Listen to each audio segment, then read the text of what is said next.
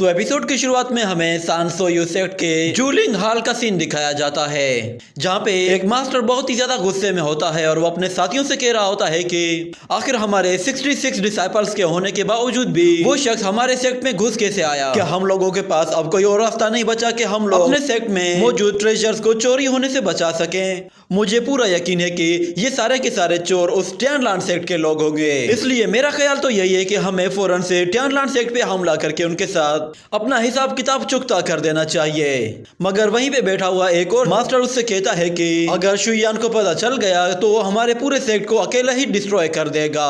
शायद तुम नहीं जानते कि ट्यानलान सेक्ट में जितने भी इमोर्टल्स हैं वो सब के सब 5th ग्रेड से ऊपर के हैं, इसलिए वहां जाना मौत को दावत देना है। ये सुनकर वो पहले वाला मास्टर कहता है कि तुम्हारी हिम्मत कैसे हुई मुझसे इस तरह बात करने की, तुम बस एक मेडिसिन हॉल के मास्टर हो। मैं तुम्हें अभी बता देता हूँ कि अगर तुम्हारे पास वो फ्री विल ऑर्डर है या फिर टोंग बाओ टोकन्स हैं तो फिर मैं तुम्हारी बात मान लूंगा। अगर तुम खुद को प्रूव नहीं कर सकते कि तुम्हारा स्टेटस मुझसे ज्यादा हाई है तो फिर याद रखना कि तुमने जो कुछ कहा है उसके लिए तुम्हें भरपाई करनी पड़ सकती है। मगर वहीं बैठा एक और मास्टर कहता है कि चीफ बिल्कुल शांत हो जाएं, हमें मास्टर का इंतजार कर लेना चाहिए। और वहीं पे बैठा हुआ उनका एक और सीनियर मास्टर कहता है कि हमारे सांसोयू पैलेस के अंदर बस अभी 12 पैरा ट्यूसी बची हैं और अगर हम लोग इस तरह किसी के साथ भी लड़ने चले जाएंगे तो फिर हमारे दुश्मनों को मौका मिल जाएगा। वो लोग हमारे रास्ते में कांटे बिछाएंगे और हो सकता है कि हमारी गैर मौजूदगी में वो लोग हमारे सेक्ट पे हमला कर दें, इसलिए आपको थोड़ा सा शांत होना चाहिए। ये सुनकर वो चीफ शांत होकर बैठ जाता है और कहता है कि अभी तक मास्टर के आने की कोई भी खबर नहीं है तो फिर हम लोग क्या करें। तो वो लीडर उससे कहता है कि तुम घबराओ मत, अभी मास्टर यहाँ पे मौजूद नहीं है, मगर फिर भी किसी में इतनी हिम्मत नहीं है कि वो हमारे सेक्ट पे आकर हमला करे। बस फिलहाल हम लोगों ने ये करना है कि हमें अपने सेक्ट की हिफाजत करनी है। जब तक मास्टर वापस नहीं आ जाते तब तक हम लोग किसी पे भी हमला करने का सोच भी नहीं सकते। और अगले सीन में हम लोग शुयान को देखते हैं जो कि अभी से गुजर रहा होता है और वो छोटा डीमन शुयान से कहता है कि अपर रियलम तो बिल्कुल लोअर रियलम के जैसा ही दिखता है, तो फिर हम लोग आखिर यहाँ पे कर क्या रहे हैं। तो शुयान कहता है कि मैं तुम्हें घुमाने के लिए ले जा रहा हूँ। तो वो छोटा डीमन कहता है कि आपका मास्टर अभी तक आपसे मिलने भी नहीं आया, मुझे तो लगता है कि शायद वो आपसे कुछ ना कुछ छुपा रहा है। इतने में अचानक उन्हें किसी और एल्डर की आवाज सुनाई देती है जो कि उनसे कहता है कि हम लोग तभी मिल सकते हैं जब हमारा मिलना किस्मत में लिखा हो। तो शुयान साइड में देखता है तो वहाँ पे एक एल्डर बैठा होता है जो कि शुयान से कहता है कि क्या तुम्हें वो हेक्साग्राम चाहिए। जिसके बाद सीन शिफ्ट होता है और हम देखते हैं कि वो लोग एक और जगह आ जाते हैं जहाँ पे एल्डर शुयान को एक स्टूल पर बैठने के लिए कहता है। तो शुयान अपनी एनर्जी से उस स्टूल को पूरी तरह से टुकड़े टुकड़े कर देता है और फिर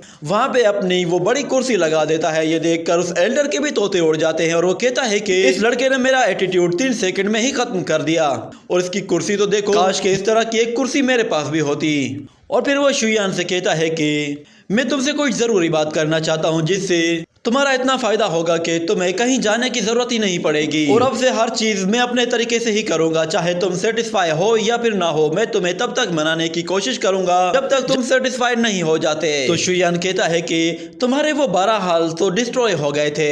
जिस पर वो एल्डर कहता है कि लगता है कि तुम्हें पहले से ही बहुत सारी बातों का पता चल चुका है। जिस पर शुयान कहता है कि तुम मेरे सामने कोई भी चालाकी करने की गलती भी मत करना।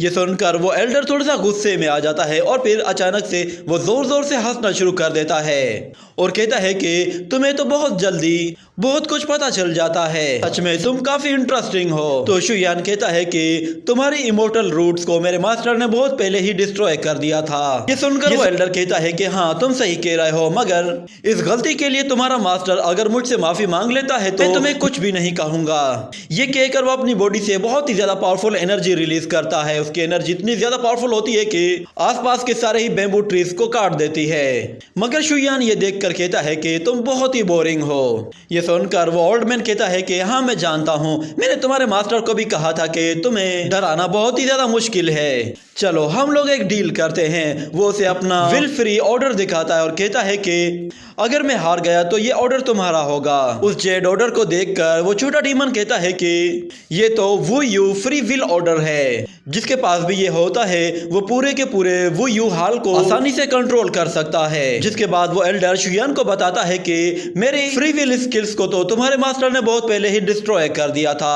अब सिर्फ उन 12 हाल्स का लीडर ही अपनी मर्जी से जो चाहे वो कर सकता है।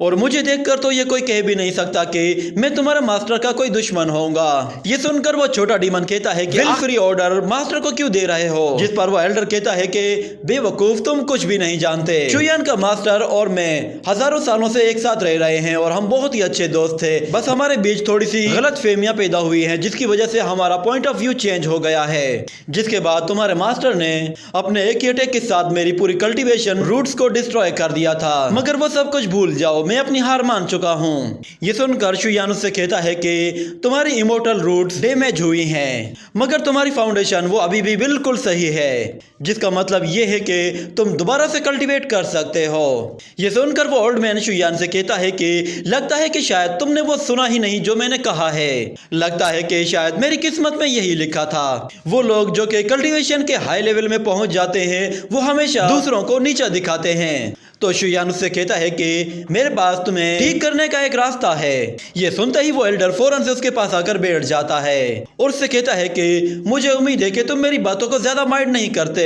तो शुयान अपनी फिंगर से किसी एनर्जी क्रिएट करता है और हमें दिखाया जाता है कि वहां पे एक बुक आ जाती है, जिसे देखकर वो ओल्ड मैन भी हैरान हो जाता है और उसे उठाकर पढ़ना शुरू करता है। तो उसे पता चलता है कि उस बुक के अंदर कुछ ऐसे सीक्रेट्स लिखे हुए हैं जिससे कोई भी बंदा कल्टीवेशन को दोबारा से रीबिल्ड कर सकता है। जिसके बाद वो ओल्ड मैन कहता है कि ये बुक न सिर्फ मुझे कल्टीवेशन करने में हेल्प करेगी, बल्कि इससे तो मैं दोबारा से ब्रेक थ्रू भी कर सकता हूँ। आखिर इस तरह की सीक्रेट बुक तुम्हारे पास कैसे आ गई? तो शुयान उससे कहता है कि मैं जब भी कभी बोर होता हूँ तो मैं इस तरह की एक दो किताबें लिख देता हूँ। ये सुनकर वो एल्डर भी हैरान हो जाता है और कहता है कि क्या तुम बोर होते हो तो ये किताबें लिखते हो? ये सुनकर वो हंसना शुरू हो जाता है और कहता है कि फाइनली मैं तुमसे कन्विंस हो गया हूँ। तुम्हारे मास्टर ने बिल्कुल सही कहा था। उन्होंने कहा था कि सिर्फ तुम ही हो जो कि मेरी हेल्प कर सकते हो, और सच में उन्होंने बिल्कुल सही कहा था। और उन्होंने मुझे तुम्हारे लिए एक मैसेज भी दिया है और वो मैसेज मैं तुम्हें दे रहा हूँ। मेरे प्यारे डिसाइपल, तुम इस फेरीलैंड में घूमो, एंजॉय करो। जब मुझे तुम्हारे लिए कोई बहुत ही अच्छी जगह मिल जाएगी तो मैं तुम्हें अपने साथ घुमाने के लिए वहां जरूर लेकर जाऊंगा। अपने मास्टर को सामने देखते ही शुयान गुस्से में आकर अपनी बॉडी से एनर्जी रिलीज करता है, जिससे आसमान से बहुत ही पावरफुल लाइटनिंग गिरती है और वहां मौजूद सारे ही बैम्बू ट्रीज में आग लगा देती है। शुयान को गुस्से में देखकर वो एल्डर कहता है कि तुम्हारे मास्टर ने बिल्कुल सही कहा था, वो तुम्हें सच में बहुत ही अच्छे से जानते हैं। और दूसरी तरफ वो छोटा डीमन कहता है कि तुम्हारा दिमाग खराब है, तुम्हारे बालों को क्या हुआ है? वो एल्डर अपने सिर पे हाथ रखता है तो उसके सिर पे बाल ही नहीं होते, जिस पर वो बहुत ज्यादा डर जाता है और भागता हुआ वहां से निकल जाता है। और जाते जाते शुयान से कहता है कि मैंने तुम्हारी हेल्प के लिए कुछ और चीजें भी वहां पे रख दी हैं, जिससे तुम सीक्रेट रियलम में भी जा सकते हो।